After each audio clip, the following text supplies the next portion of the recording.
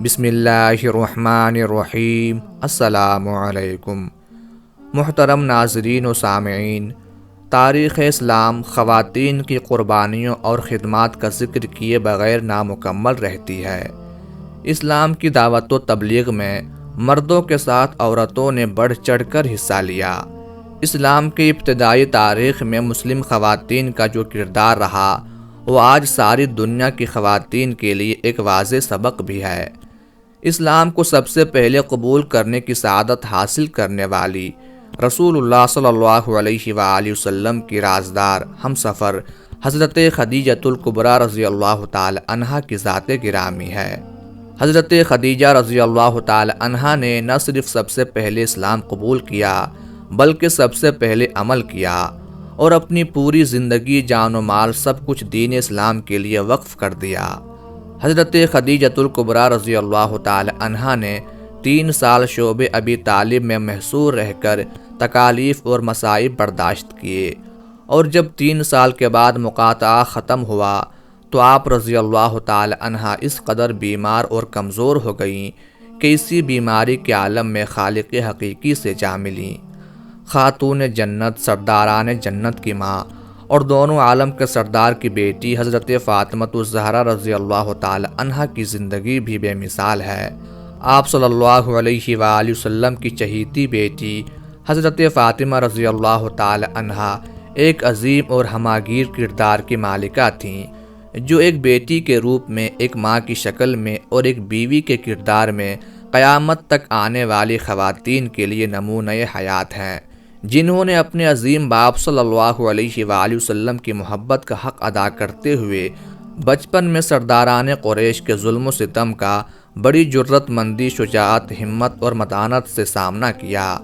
حضرت فاطمہ الزہرا رضی اللہ تعالی عنہا چھوٹی تھیں۔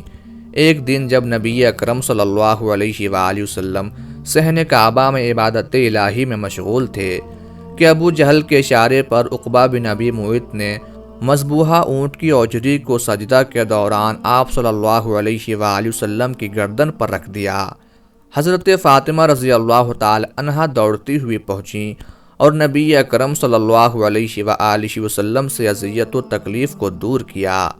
آپ صلی اللہ علیہ وآلہ وسلم کی پھوپھی حضرت صفیہ رضی اللہ تعالی عنہا نہایت بہادر اور نڈر خاتون تھیں۔ آپ دوران جنگ بے خوف و خطر ہو کر زخمیوں کو میدان جنگ سے باہر لاتی اور ان کی مرہم پٹی کرتی تھیں۔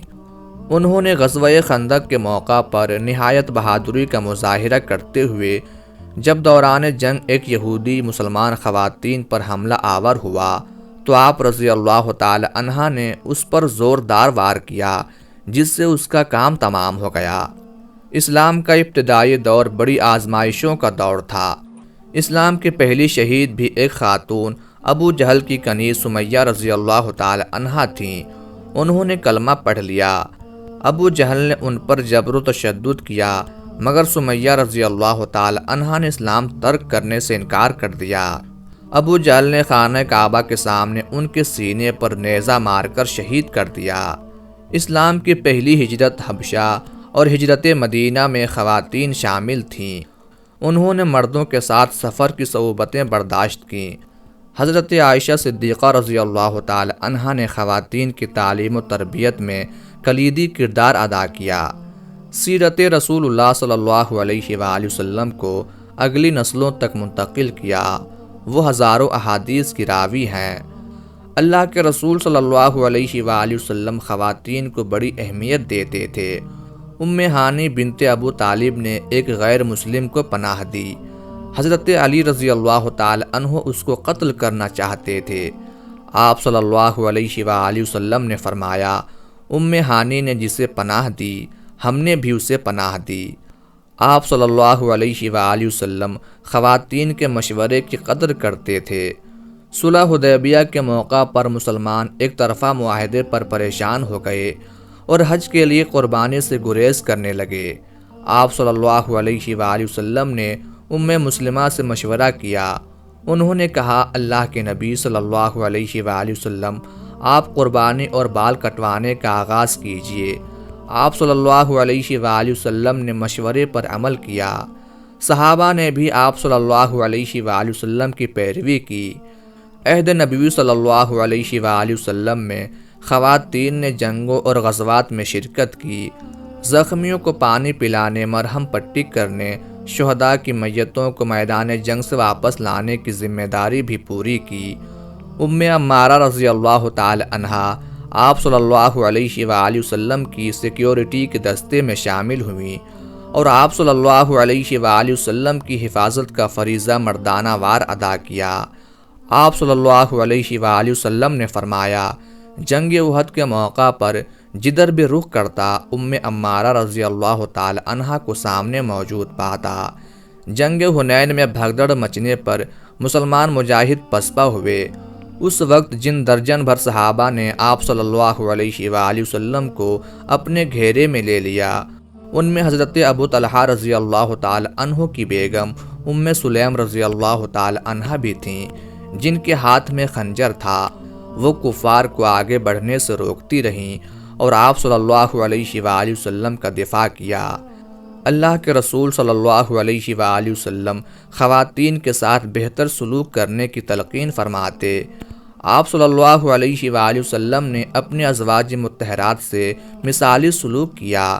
اگر رات کو دیر سے گھر آتے تو دبے پاؤں گھر میں داخل ہوتے تاکہ خواتین کی نیند میں خلل نہ آئے۔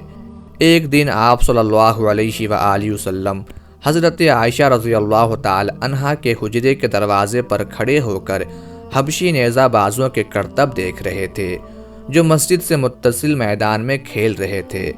حضرت عائشہ رضی اللہ تعالی عنہا آپ صلی اللہ علیہ وآلہ وسلم کے پیچھے کندھے پر ٹھوڑی رکھ کر یہ کرتب دیکھنے لگیں۔ آپ صلی اللہ علیہ وآلہ وسلم حضرت عائشہ رضی اللہ تعالی عنہا کی خاطر اس وقت تک کھڑے رہے جب تک وہ خود پیچھے نہ ہٹ گئیں۔ حضرت ابو ہریرہ رضی اللہ تعالی عنہ سے روایت ہے کہ اللہ کے رسول صلی اللہ علیہ وآلہ وسلم نے فرمایا، کوئی ایمان والا شوہر اپنی مومنہ بیوی سے نفرت نہیں کرتا۔ اگر اس کی کوئی عادت ناپسندیدہ ہوگی تو دوسری کوئی عادت پسندیدہ بھی ہوگی۔ حضرت عائشہ صدیقہ رضی اللہ تعالی عنہا سے روایت ہے کہ اللہ کے رسول صلی اللہ علیہ وآلہ وسلم نے فرمایا کہ وہ آدمی تم میں زیادہ اچھا اور بھلا ہے جو اپنی بیوی کے حق میں اچھا ہو، اور خاص کر بیوی کے ساتھ جس کا رویہ لطف و محبت کا ہو، اور میں اپنی بیویوں کے ساتھ بہت اچھا سلوک کرتا ہوں۔ حضرت عائشہ رضی اللہ تعالی عنہا کی ایک اور روایت کے مطابق اللہ کے رسول صلی اللہ علیہ وآلہ وسلم نے فرمایا، مسلمانوں میں اس آدمی کا ایمان زیادہ کامل ہے جس کا اخلاقی برتاؤ سب کے ساتھ اچھا ہو اور خاص کر اپنی بیوی کے ساتھ اچھا برتاؤ کرتا ہو۔